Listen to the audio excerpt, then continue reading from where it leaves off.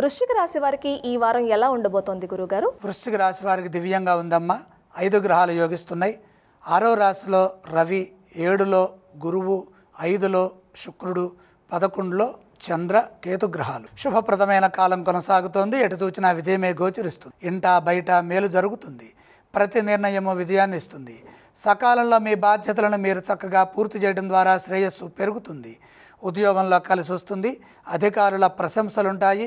ప్రతిభతో పనిచేసి సమాజానికి ఉపయోగపడే విధంగా మీ కృషి ముందుకు సాగుతుంది. సృజనాత్మక ధోరణితో ఆలోచించి నూతన విషయాలను గ్రహించండి. విజ్ఞానపరమైన అభివృద్ధిని పెంచుకుంటూ కాలానుగుణంగా నైపుణ్యాన్ని అభివృద్ధి చేసుకోండి. ఎంత నైపుణ్యం పెరిగితే అంత మంచిది. ఉన్నత స్థితి సాధించడానికి మార్గం సుగమమవుతుంది. ఆర్థిక ప్రయోజనాలు అభివృద్ధి చెందుతాయి. పెట్టుబడుల రూపంలో ధనం కలిసి వస్తుంది. ధర్మబద్ధంగా న్యాయముగా ప్రణాళికలు సిద్ధం చేసి అభివృద్ధికి మంచి మార్గాన్ని ఏర్పరచండి. ప్రతిఫలం ఉన్నతంగా ఉంటుంది.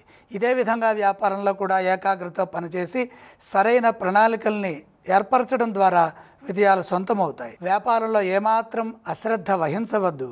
ఆధ్యాత్మికంగా కొంత సమయాన్ని గడపడం ద్వారా దైవబలం సదా కాపాడుతుంది. అంతేకాకుండా మంచి జీవితాన్ని గడపటానికి కాలం సహకరిస్తుంది. ఈ రాశి వారు ఏ స్తోత్రాన్ని పఠిస్తే మంచిదంటారు?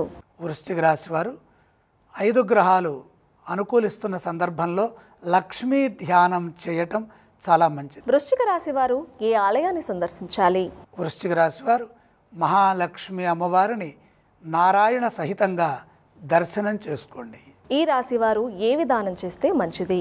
గ్రహయోగం సహకరిస్తోంది కాబట్టి దానాలు అవసరం లేదు.